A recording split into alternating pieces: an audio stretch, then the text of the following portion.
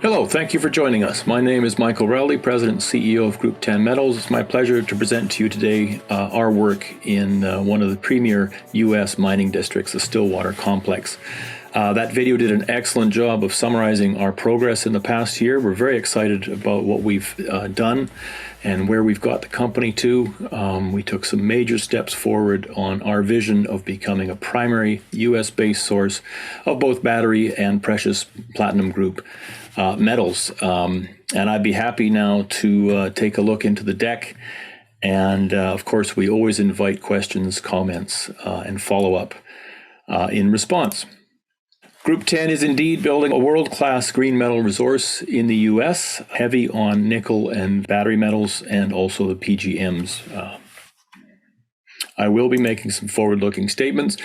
Group 10 is in the fortunate position of having 3 district-scale land positions. Stillwater West in Montana, very much the focus. We recently debuted significant resources there, and we're looking to expand those. This is truly a world-class magmatic system. And we adjoin Sibanye Stillwater's mine complex. In Ontario, district-scale gold position adjoining Treasury Metals, and we recently announced a deal with Heritage Mining that gives us very good exposure to the gold space. In the Yukon, we have another magmatic project, nickel PGE focus, and this adjoins Nickel Creek Platinum. They're all district-scale assets. They're all, besides some of the best examples of mines, deposits of their type. We have 100% ownership on all projects. All earn-ins are complete, and that's something that distinguishes us from our peers.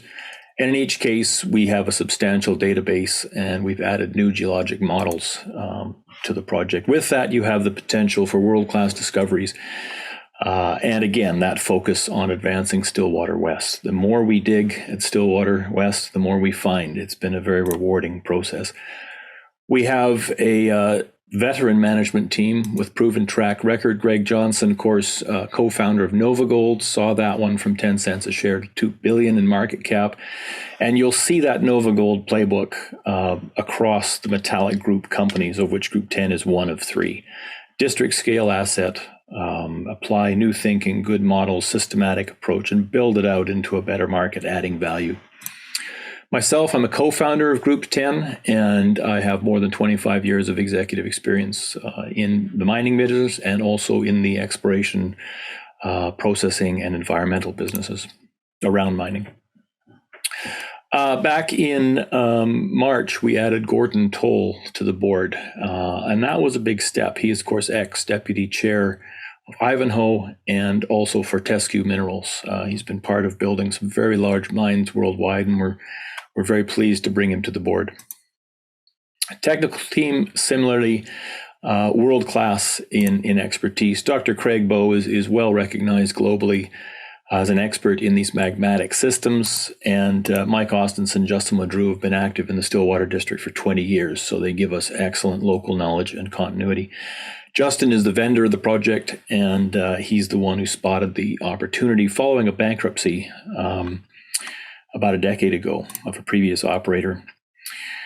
And then Dr. David Broughton, past chief geologist of Ivanhoe, gave us this marvelous quote back in 2018 when he recognized that the Platreef setting in the Stillwater District was a very exciting development.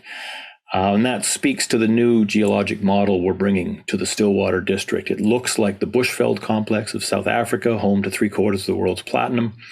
And that Platreef setting refers to the lower portion of the Bushveld system, which is directly analogous to Stillwater, and it speaks to what we're up to, what we're applying, and the scale that we're finding at Stillwater. Okay, most importantly, in October, we debuted our first resources at Stillwater. We're now looking to expand these. This is a major milestone for any junior mining company. And ours was a robust debut. It puts us nicely on the upper end of the earlier stage projects and even in the realm of the bigger, more advanced projects. 157 million tons at 0.5% nickel equivalent. That's 1.2 grams per ton palladium equivalent. And as pure metal, that contains nearly 700 million pounds of nickel. This is sulfide nickel in the US This actually adds substantial inventory to the U.S. in terms of nickel reserves and resources. We also have with that significant copper, cobalt, and 1.3 million ounces of palladium, in addition to significant platinum and rhodium and gold. In total, 1.1 billion pounds of battery metals and 2.4 million ounces of PGEs and gold. For those that prefer to think in terms of nickel equivalent, that's 1.6 billion pounds of nickel using 3-year trailing average prices, or 6 million ounces of palladium equivalent. At a higher grade cutoff, so applying a 0.35% nickel equivalent cutoff instead of the 0.2, we're still nearly 100 million tons as a debut with 0.55% nickel equivalent. It's nearly 1.5 grams of palladium equivalent.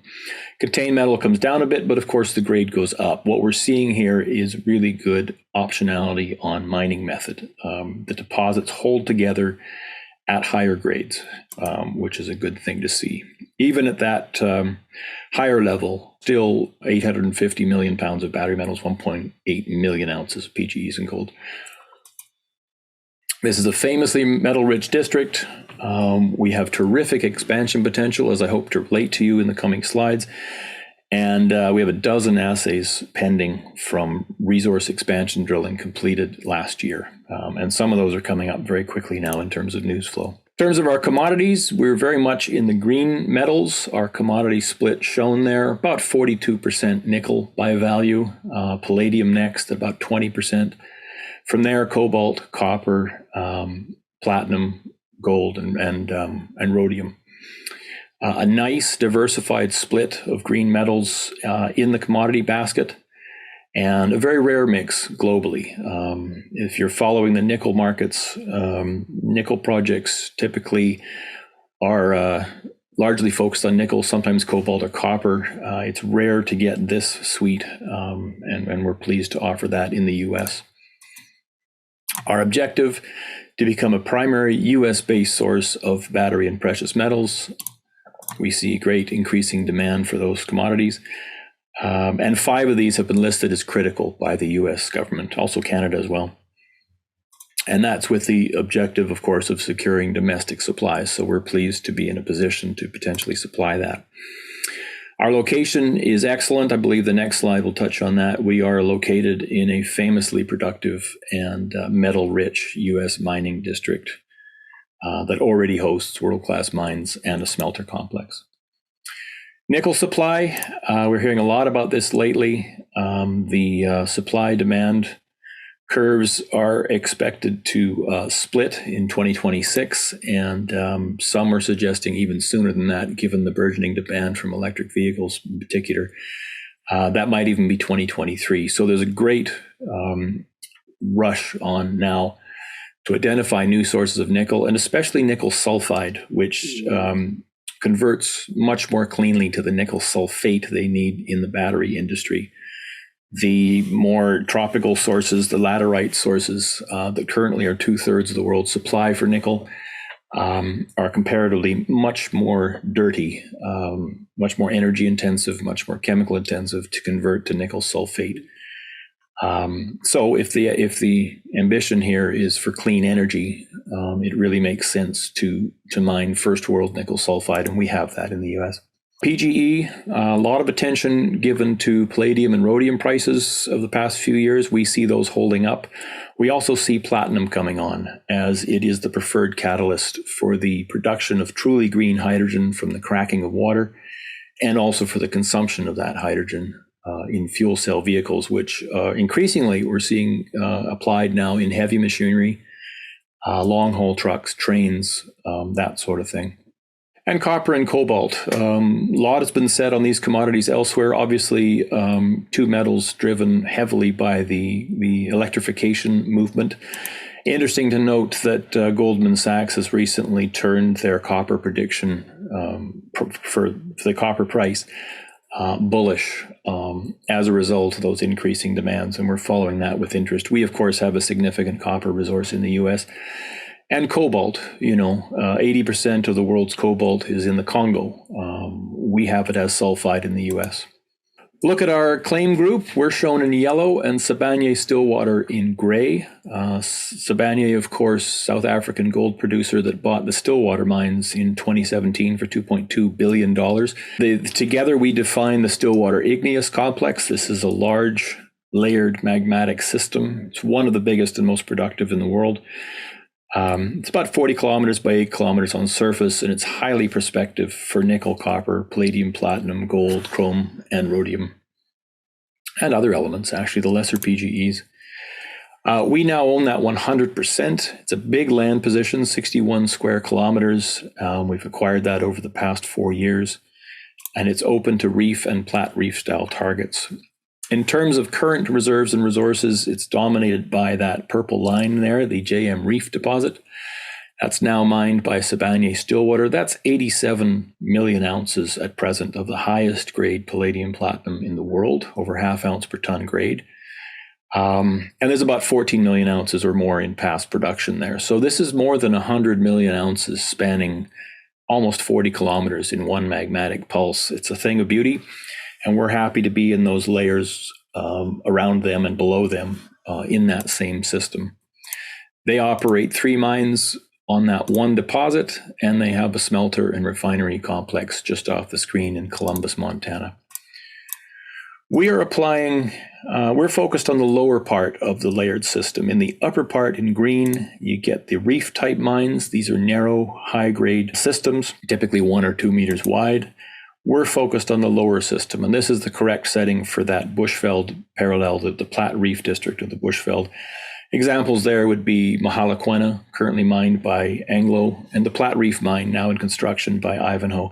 Over 400 million ounces total on the Platte Reef, and tens of billions of pounds of nickel and copper sulfide. And that is our target type at Stillwater. Take a close look at the core 9 kilometers of the project that have been the focus of our activity and the location of our current resources. In yellow, you have those resources. It's really 5 deposits spread across that inner 9 kilometer that we've modeled in detail. And what we notice here is the strong correlation with the chargeability anomalies shown in pink and the conductivity anomalies shown in blue. These are both generated in our 2020 geophysical survey, induced polarization survey. You can see the lines that the guys walked on the ground here to get the readings. They're basically charging the ground and reading the response. These are very high level and very large anomalies in response, and they're indicative of very large bodies of sulfide mineralization. They, of course, correlate very nicely with the yellow areas that are the drill-defined mineralization, and this paves the way for expansion of those resources. As they stand now, 1.1 billion pounds battery metals, 2.4 million ounces PGEs and gold, wide open for expansion, as you can see. We did an expansion survey off the west in 2021, and I look forward to reporting that very shortly here. In addition, we drilled 14 expansion drill holes around 3 of the 5 deposit areas here, and we've only released 2 of those holes to date. So this is a soil image, base metals on top and precious metals on bottom. Pink areas are high concentrations of metal in soil, and again, this is across that 9 kilometer core of the project. What we see are the deposit areas as dotted outlines, and the terrific expansion potential that's shown. Holes drilled in 2021 are the black dots, and as you can see here, we've only reported 2 of those 14 holes to date, one from the Chrome Mountain area at left, and one from the CZ deposit area in the center of the page. In each case, we are expanding upon some really attractive mineralization.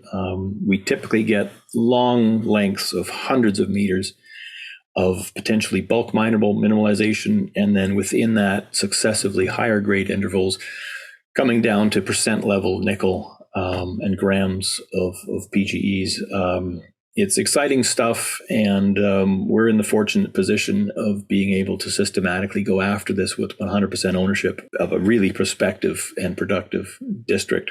For example, 2021 drill hole, CM 2020-01, 728 meters, nearly 3/4 of a kilometer at 0.27% nickel equivalent.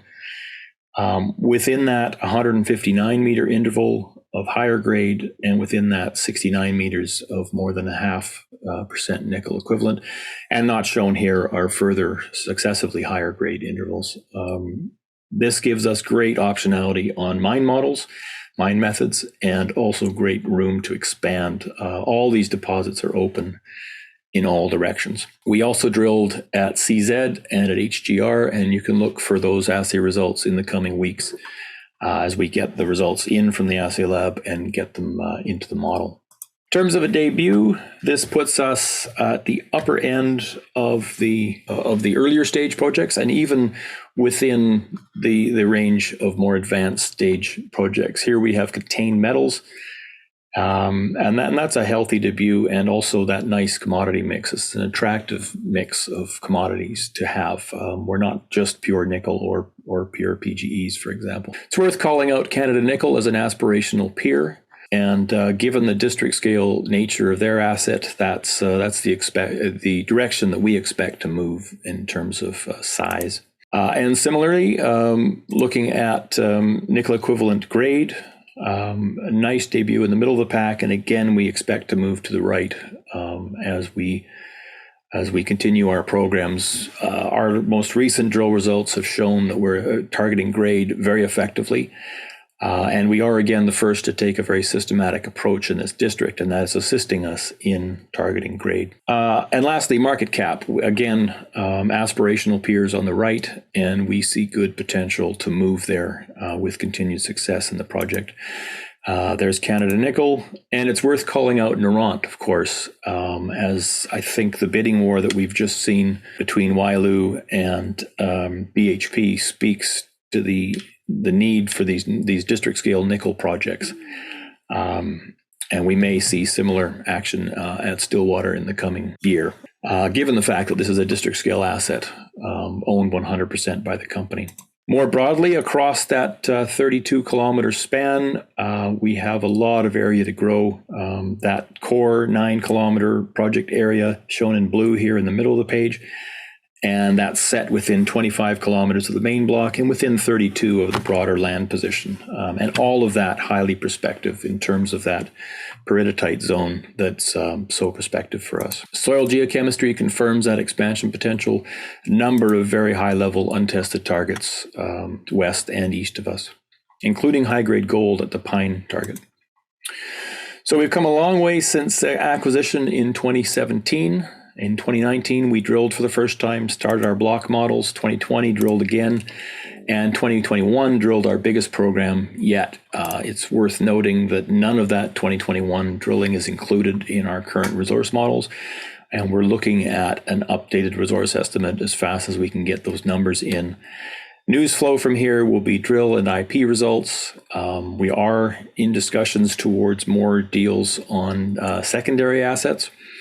And we're looking forward to ESG and metallurgy updates. So lots of news in the hopper for the coming quarter. Capital structure, we've held up better than a lot of our peers, despite sometimes sideways market action. And we feel that speaks to what we're building in terms of a base here and the potential of what we're into. We have over $3 million cash in the bank and over $16 million of in-the-money warrants and options. So with that, our funding needs are met, with visibility to over $19 million. We're also expecting a healthy position of Heritage Mining from that Ontario deal as they get listed here. Currently sitting at a $60 million market cap, and we have over $15 billion of metals in the ground at a gross value. We see lots of room to move the share price up in the coming months, and that's going to be a focus of our activities as we come into the spring and summer programs. Good ownership by management and also by institutions, which have grown nicely recently. In summary, Stillwater West, very healthy debut, 1.1 billion pounds battery metals, 2.4 million ounces of precious PGEs and gold, and lots of room to grow that. It's a district scale asset, 100% owned, top tier US jurisdiction, with world-class mineral endowment and a long production history and that attractive commodity mix. In terms of exploration potential, it is truly underexplored and has demonstrated remarkable scale and grade, and we are now getting to work expanding that. We have a substantial database, and our predictive geologic model is indeed working to speed our progress in advancing this. We can add a lot of ounces and pounds quickly and at relatively low cost. We have multiple kilometer scale targets for expansion of those resources, and we have assays pending from the 2021 programs. In terms of the company itself, the timing is there. This is a growth stage company at a time when the market is looking for ounces and pounds, and M&A season is just starting now. The big boys are cashed up and they're looking to replace inventory. We have a veteran team, both technical and management. And we're fully permitted and funded. We have no debt. We own 100% on 3 district scale assets. And with that, we see potential to become a world-class US-based source of battery metals and platinum group elements. Would be glad to hear from you and any questions you may have. Look forward to further progress as we grow the company. Thank you.